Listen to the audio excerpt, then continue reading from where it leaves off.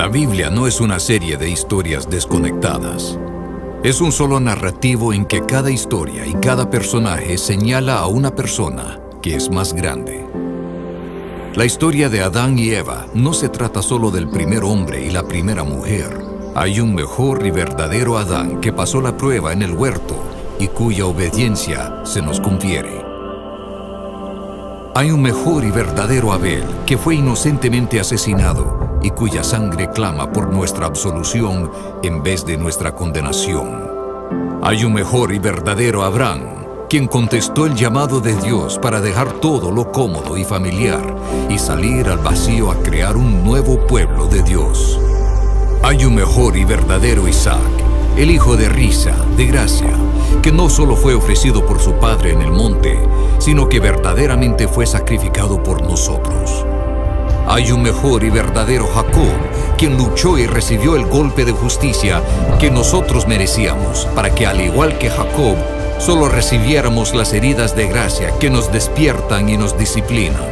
Hay un mejor y verdadero José, quien a la diestra del rey perdona a los que le traicionaron y vendieron, y que usa su nuevo poder para salvarlos. Hay un mejor y verdadero Moisés, quien se pone en la brecha entre el pueblo y el Señor y es mediador de un nuevo pacto.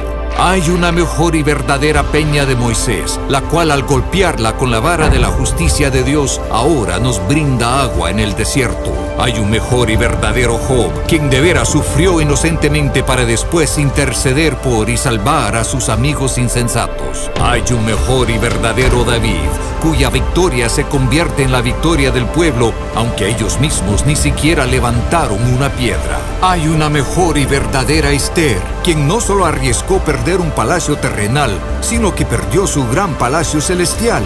No solo arriesgó su vida, sino que la entregó para salvar a su pueblo. Hay un mejor y verdadero Jonás, arrojado a la tempestad por el rescate de muchos. Hay un mejor y verdadero Cordero Pascual, inocente, perfecto, indefenso, inmolado para que pasara de largo el ángel de la muerte. Él es el verdadero templo, el verdadero profeta, sacerdote y rey, el verdadero cordero y sacrificio, la luz verdadera y el pan verdadero. La Biblia no es una serie de historias desconectadas, es un solo narrativo que nos señala a una persona, a Jesús.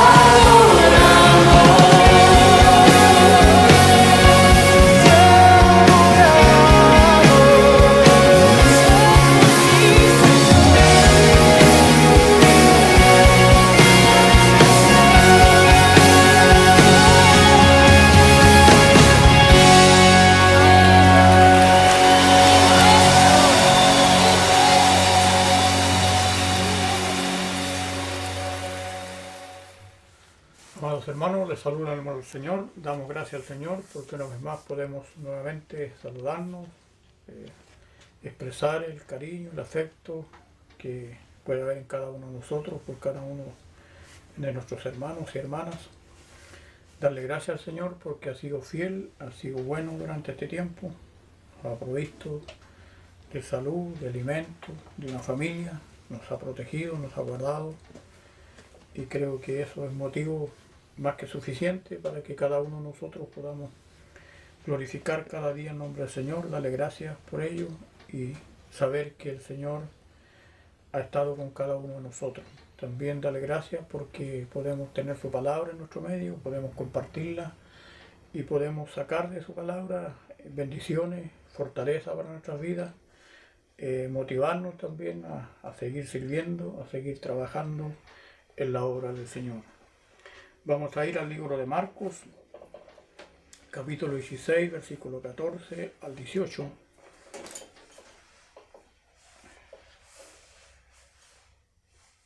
Dice así en el nombre del Señor. Finalmente se apareció, dice, a los 11 mismos, estando ellos sentados a la mesa, y le reprochó su incredulidad y dureza de corazón, porque no habían creído a los que le habían visto resucitado. Y les dijo: id por todo el mundo y predicar el evangelio a toda criatura.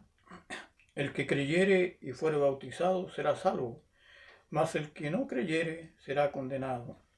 Y estas señales seguirán a los que creen: en mi nombre echarán fuera demonios, hablarán nuevas lenguas, tomarán en las manos serpientes, y si bebieren cosa mortífera no les hará daño. Sobre los enfermos pondrán sus manos y sanarán.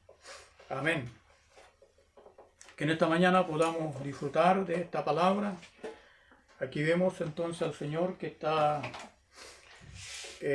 dando la responsabilidad y la protección que cada uno de sus discípulos tendrían, y cuál era la misión de ellos, el tiempo que ya el Señor los iba a dejar.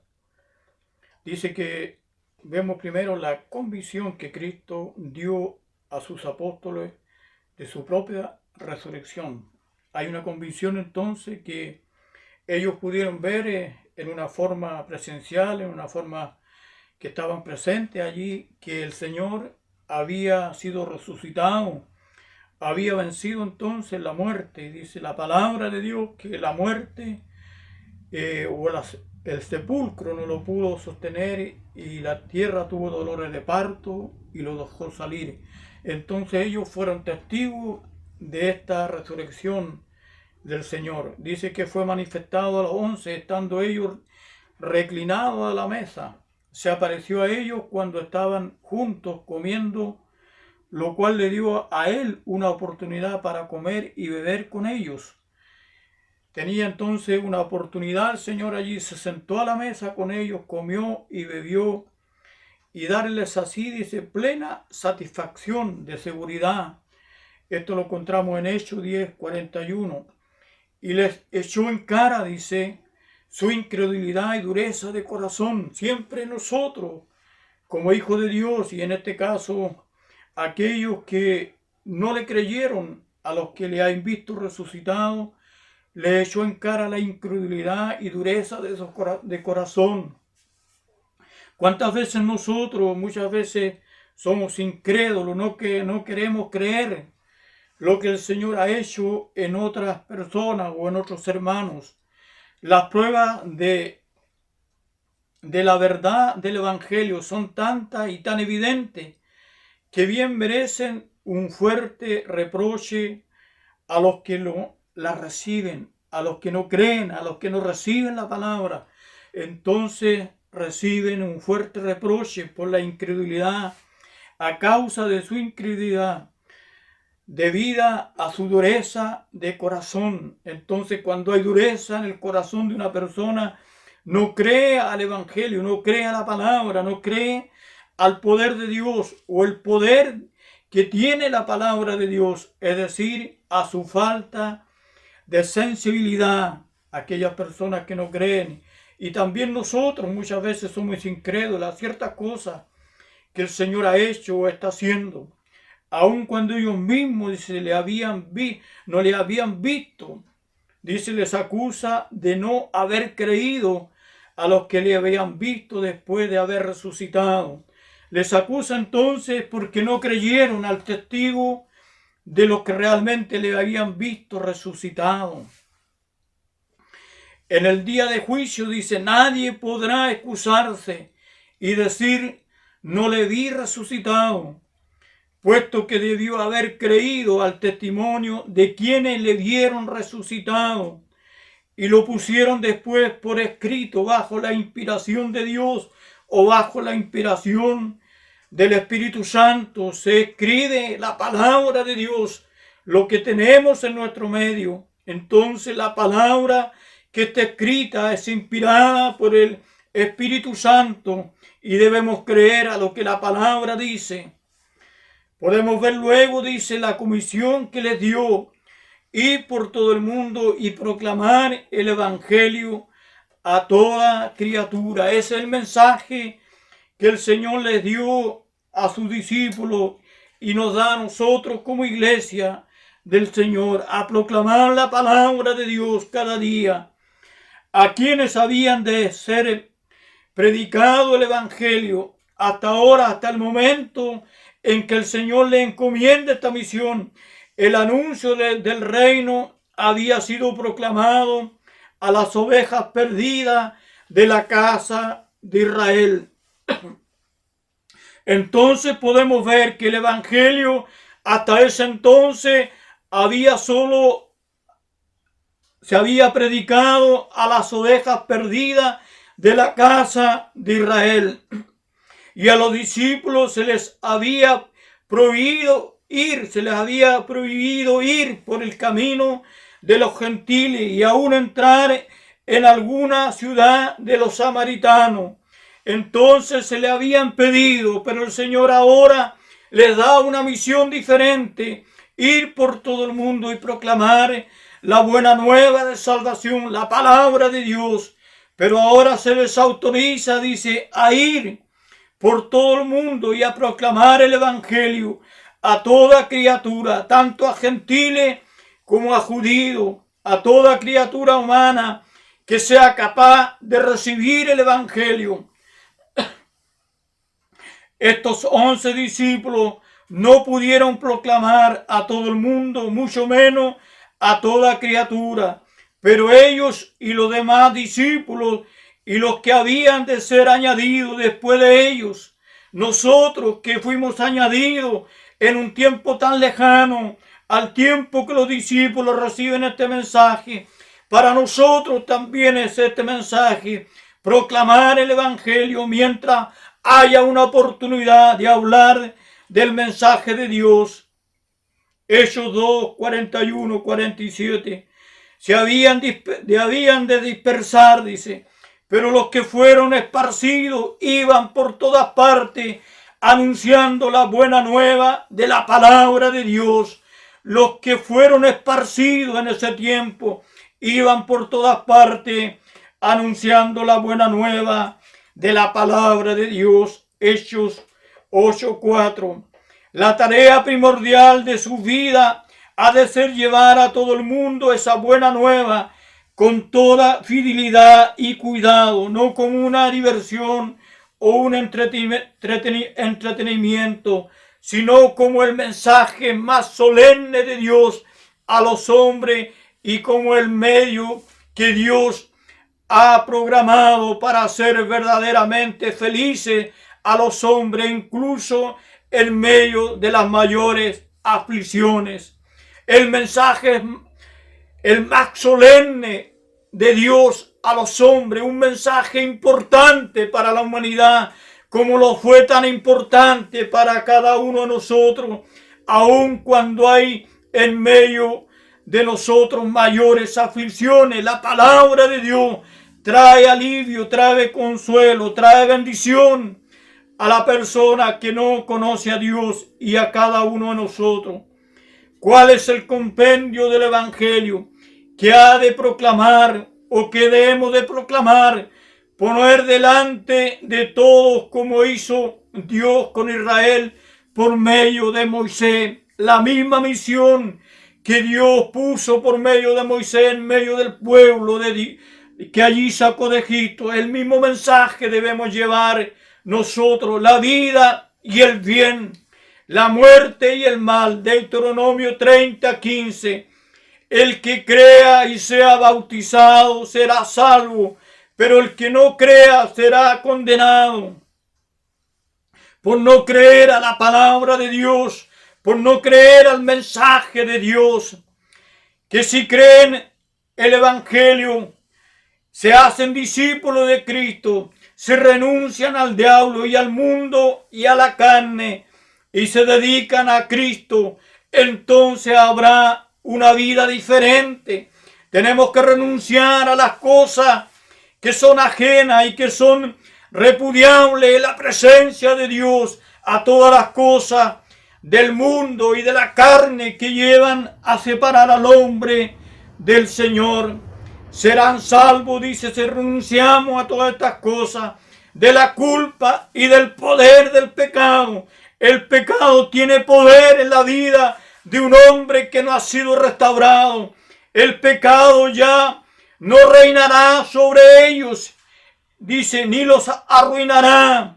Cuando renunciamos, cuando reconocemos al Señor como el único Dios y Salvador de nuestras vidas, ya el pecado no reinará y no reinará sobre todo aquel que confiese al Señor como el único Señor de su vida y no le arruinará más. Cristiano es el que ha sido salvo por medio de Cristo. Ese es un cristiano. Ese es un hombre y una mujer regenerada que ha creído a la palabra y ha sido salvada por nuestro Señor Jesucristo. El bautismo será la señal que expresará la identificación con el Señor. Romanos 6:3. Hay quienes al no entender la síntesis del Nuevo Testamento han confundido el bautismo de agua con el medio de la salvación.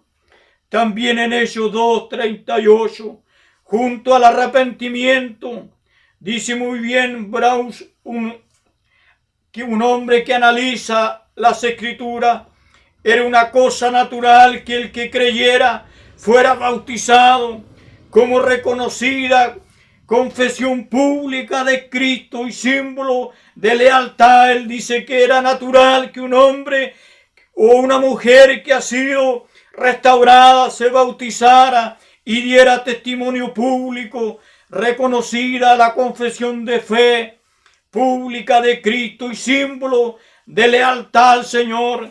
Entonces debemos ser leales a Cristo, todos aquellos que hemos sido regenerados, hemos sido salvados y los que serán en este tiempo todavía. En todos los casos descritos en los Hechos y en las Epístolas, esto se hizo inmediatamente al creer. Está estrictamente hablando, condicionada sobre el acto espiritual de creer. Comparece la enseñanza de Pablo y no sobre el acto ceremonial que manifiesta la creencia.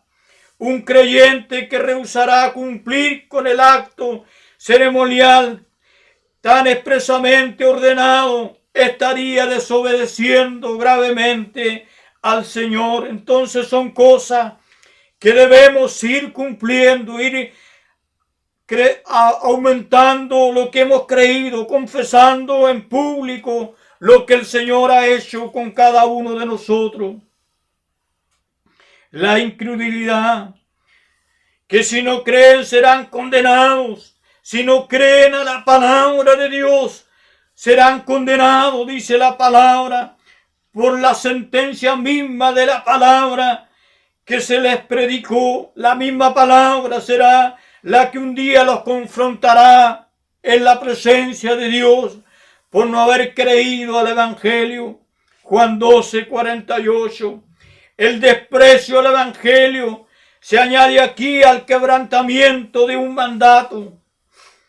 Notemos que en la segunda parte del versículo no se añade y sea bautizado para distinguir así la necesidad de la fe, necesidad de medio, la necesidad del bautismo, necesidad de precepto. Así que este evangelio, que es buena noticia para los que se salvan, sigue siendo buena noticia para todos, en el sentido que nos asegura de que solamente la incredulidad puede llevar a la condenación, ya que es un pecado contra el mismo remedio fijado en exclusivo para salvar. Solamente la incredulidad del hombre lo llevará a vivir separado de Dios, pero todo aquel que creéis, dice la palabra, será salvo.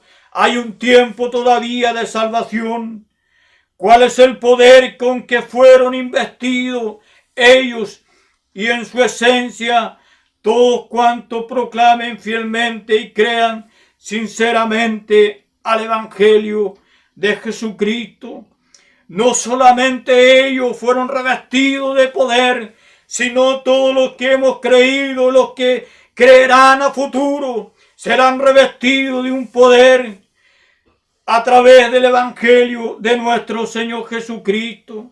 Y estas señales, dice la palabra, acompañarán a todos los que crean.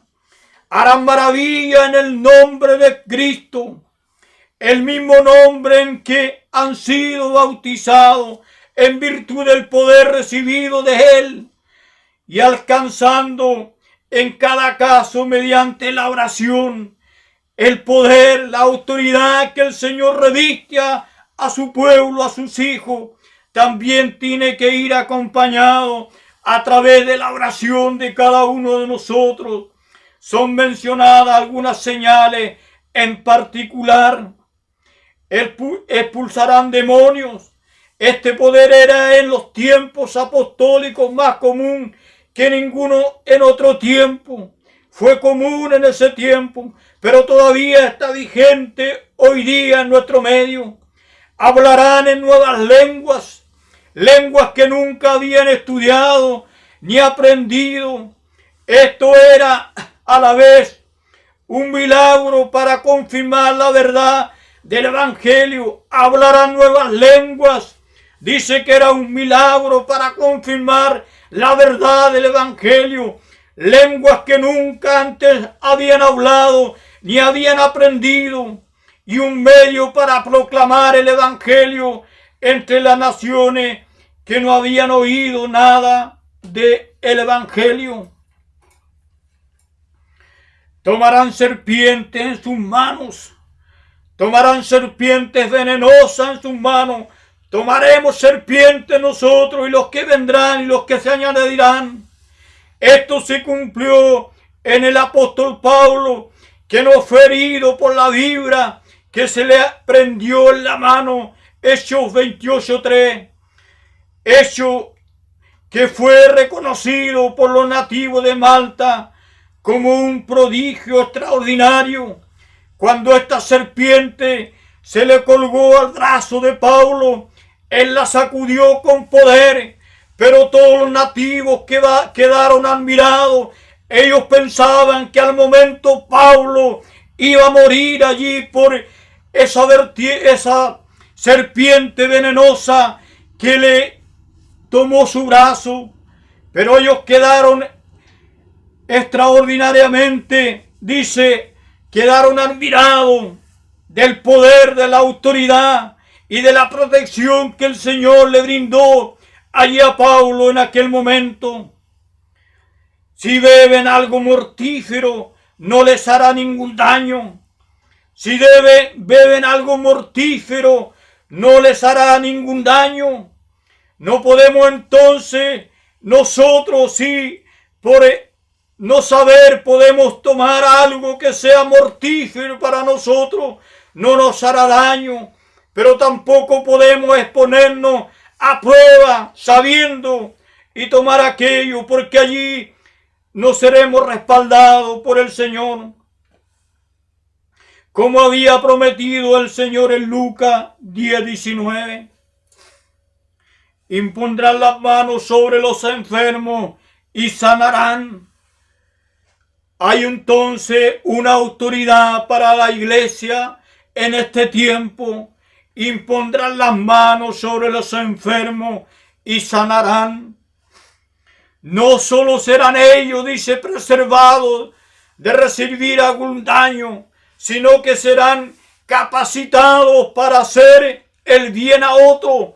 Nosotros como iglesia estamos protegidos de cualquier daño, pero también estamos capacitados para hacer el bien a otras personas. Muchos ancianos de la iglesia primitiva tenían este poder, como se da en Santiago 5:14, donde se habla de ancianos de la iglesia que oran sobre el enfermo, ungiéndole con aceite en el nombre del Señor. Y estos enfermos eran sanados, dice la palabra de Dios, y si habían cometido pecado, eran perdonados.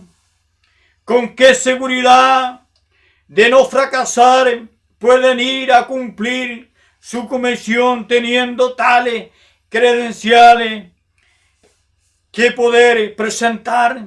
Entonces tenemos la seguridad de atrevernos entonces a ir, orar por los enfermos, y estos serán sanados en el nombre del Señor. Pero aparte de la advertencia hecha al comienzo del comentario sobre el versículo 9 del presente capítulo, bueno será leer lo que escribe sobre los versículos 17 y 18 el profesor Trencher, antes de formarse un canon del Nuevo Testamento y conocer ampliamente los hechos de la vida y de la muerte del Señor. Los mensajeros que anunciaban el Evangelio necesitaban credenciales para llevar el mensaje del Señor. Cuando se presentaban ante los judíos y paganos, ellos tenían que llevar credenciales, anunciándole la salvación en Cristo, y así el Señor les concedería que hiciesen milagros o señales que testificaban del poder de Dios que oraba por ellos. Entonces tenían que anunciar el mensaje del Señor, el sacrificio del Señor en la cruz del Calvario. Es el mensaje de salvación a las personas que hoy no conocen a Dios, y que como iglesia nosotros tenemos que testificar del poder de Dios que obraba por ellos para la bendición de los humildes. Los milagros durante el ministerio de los apóstoles se manifestaban en ciertas épocas. No era en todo tiempo, sino en ciertas épocas, cuando así lo requería el momento, pero nunca se hacían normales, nunca eran normales los milagros, dice, o las señales, pues en tal caso cesaría de llamar la atención al poder de Dios. Cesaría entonces de llamar la atención al poder de Dios que se manifestaba. Es evidente por el estudio de los hechos y de las epístolas que Dios no interviene siempre de forma milagrosa para salvar a los suyos de las dificultades y de las enfermedades. No, el Señor no interviene en nuestras vidas en una forma milagrosa para protegernos de dificultades o de las enfermedades, pues aún el apóstol Pablo tenía que sufrir el aguijón en la carne.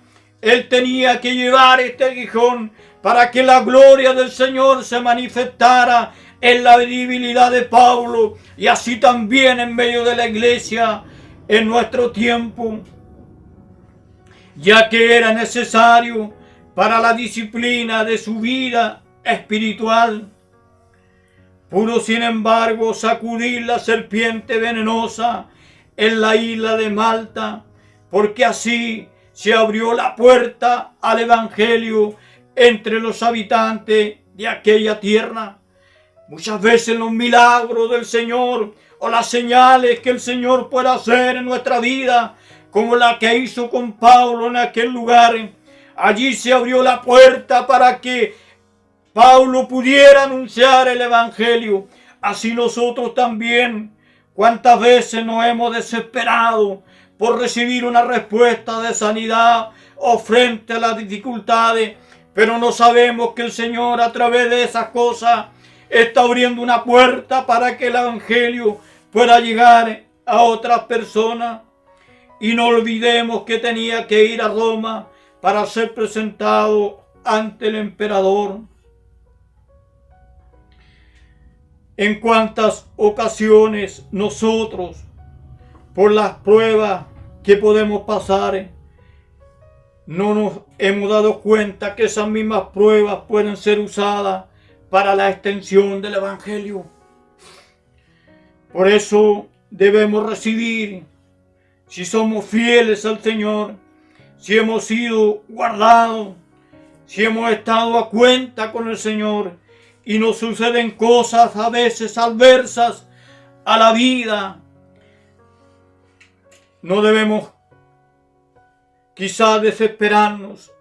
Debemos pensar también que esas cosas pueden ser una puerta para que otro pueda creer al Evangelio. Debemos darle gracias al Señor en todo momento. En alegría, en tristeza, en enfermedades, en dificultades. El Señor ha prometido estar con nosotros.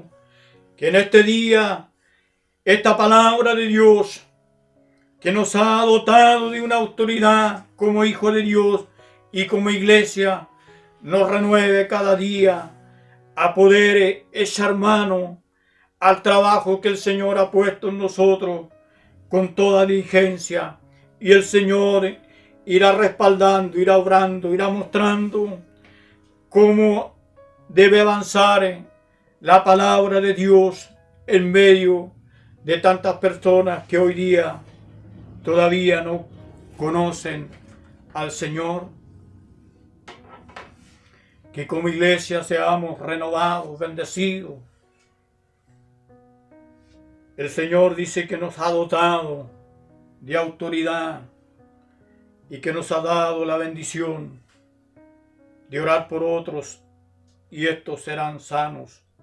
Pero también no debemos descuidar lo que es la oración en nuestro medio. Que el Señor bendiga a cada uno de mis hermanas y hermanos de la iglesia como pueblo de Dios. Vamos a orar por la iglesia, vamos a orar por nuestro país, darle gracias al Señor también por todo el avance que se ha visto en estos últimos días. Ha bajado el avance de esta enfermedad, pero eso no nos indica que debemos descuidarnos y debemos dejar todas las recomendaciones que se nos han dado a través de la autoridad de la salud. Debemos ser prudentes.